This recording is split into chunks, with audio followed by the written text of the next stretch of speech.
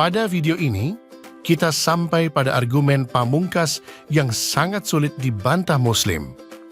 Tapi sebelum itu, kita akan mengulangi kembali berbagai argumen yang sudah dibahas pada video sebelumnya. Pada video pertama, kita membahas sebuah pertanyaan sederhana yang menggoncang fondasi konsep Tauhid Unitarian Islam. Seperti apakah Allah sebelum segala sesuatu diciptakan? Pertanyaan ini menyadarkan Muslim pada fakta bahwa Allah yang mereka sembah bukanlah Tuhan yang sempurna.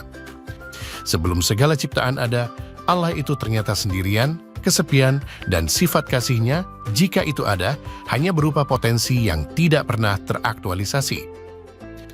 Pada video kedua, sifat Allah yang kesepian semakin terkonfirmasi ketika Al-Quran mengatakan tujuan satu-satunya dari penciptaan manusia adalah untuk menyembah Allah. Akibatnya, relasi antara manusia dan Allah dalam Islam tidak lebih dari sekedar relasi antara tuan dan hamba. Manusia yang taat menyembah dapat pahala, dan yang tidak taat akan mendapat hukuman. Keadaannya sangat berbeda dengan Tuhan dalam iman Kristen yang menciptakan manusia untuk menjadi ekspresi dari kemuliaannya. Video ketiga membuka mata Muslim dan menyadarkan mereka bahwa Allah yang mereka sembah tak pernah dapat dikenali, terutama karena Allah Islam tidak ingin dikenali manusia. Ini kontras dengan Tuhan dalam konsep Kristen yang sejak di zaman para nabi Perjanjian Lama selalu berusaha memperkenalkan dirinya kepada manusia. Dan upaya itu berpuncak pada inkarnasi Tuhan dalam Yesus Kristus.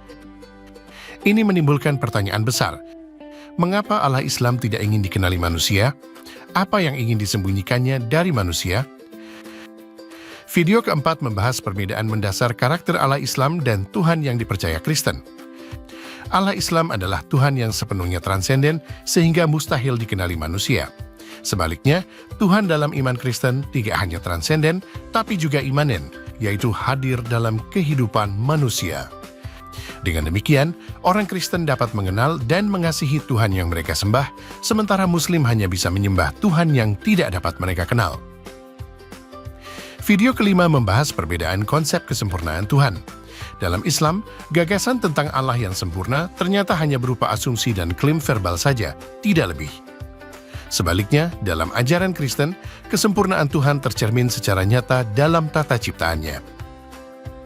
Video keenam membahas tentang Tuhan dan kasih. Dalam Islam, Allah yang disebut-sebut sebagai Maha Pengasih dan Maha Penyayang ternyata tidak pernah sekalipun membuktikan kasih-Nya pada manusia. Ini berbeda dengan Tuhan dalam Kristen. Dalam iman Kristen, Tuhan adalah kasih dan Dia sungguh-sungguh membuktikan kasih-Nya dengan cara yang konkret dalam sejarah manusia melalui inkarnasi dan penyaliban. Pada video ketujuh, kita berjumpa dengan dilema Eutepro. Apakah kebenaran disebut demikian karena Tuhan menghendakinya, atau Tuhan menghendakinya karena hal itu sesuai dengan kebenaran? Islam terjebak pada pilihan pertama. Kebenaran adalah segala sesuatu yang dikehendaki Allah secara arbitrer atau semenang-menang. Sebaliknya, ajaran Kristen terlepas dari jebakan dilema Eutepro karena dalam iman Kristen, kebenaran adalah kodrat dari Tuhan sendiri. Pada video ke-8, kita membahas konflik Mu'tazilah yang menjadi bukti konkret dari kelemahan teologi Islam dalam sejarah Islam sendiri. Kaum Mu'tazilah yang sangat fanatik pada konsep Tauhid berpandangan bahwa Al-Quran itu hanya ciptaan, sehingga bisa salah dan dapat dikritisi oleh akal.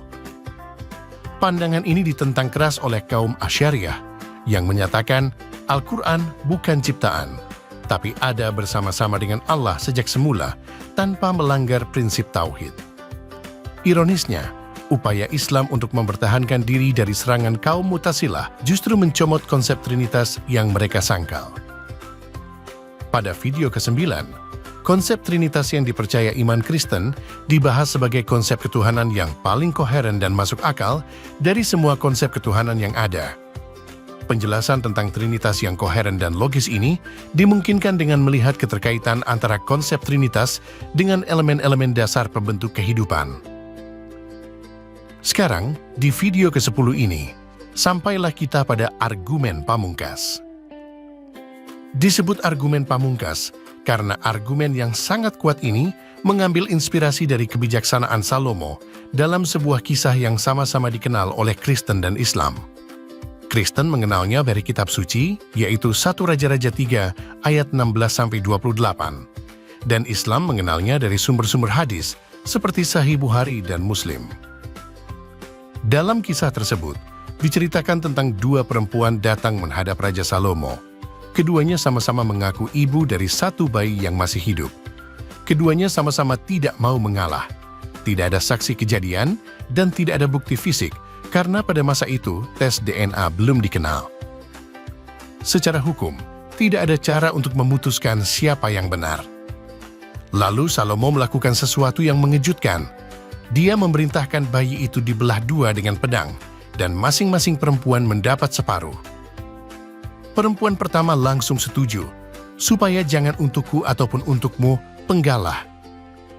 Tapi perempuan kedua berteriak, "Ya Tuanku, berikanlah kepadanya bayi yang hidup itu, jangan sekali-kali membunuh dia." Dari respon kedua perempuan itu, maka Salomo langsung mengetahui siapakah ibu yang sesungguhnya dari bayi yang diperebutkan itu. Apa yang dapat kita tarik dari kisah ini? Salomo dihadapkan pada pilihan yang sangat sulit. Untuk memutuskan, dia tidak mau mendasarkannya pada argumen kedua perempuan yang sama-sama ngotot. Salomo memutuskan berdasarkan bukti konkret siapakah dari kedua perempuan itu yang sungguh-sungguh mengasihi bayi tersebut, bahkan dengan cara mengorbankan keinginannya sendiri. Biasanya, kita melihat kisah tersebut sekedar bukti kebijaksanaan Salomo yang diperoleh berkat anugerah hikmat pengertian dari Tuhan. Tapi sekarang, kita bisa menarik pelajaran dari kisah itu untuk memutuskan perkara rumit dalam menentukan siapakah Tuhan yang benar. Allah Tauhid yang dipercaya Islam atau Allah Tritunggal yang diimani Kristen.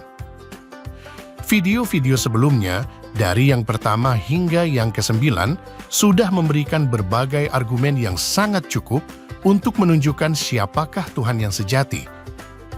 Tapi banyak Muslim dengan berbagai alasan pembenaran tetap ngotot mempertahankan iman mereka yang keliru.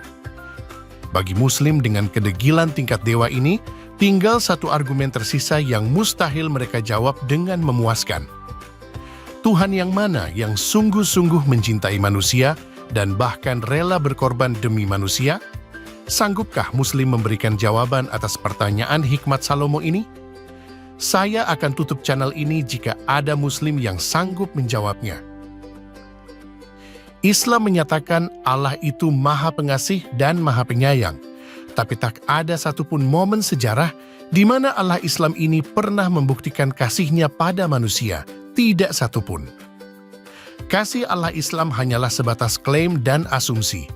Allah Islam diklaim sebagai Maha Kasih dan diasumsikan telah mengasihi manusia, itu saja.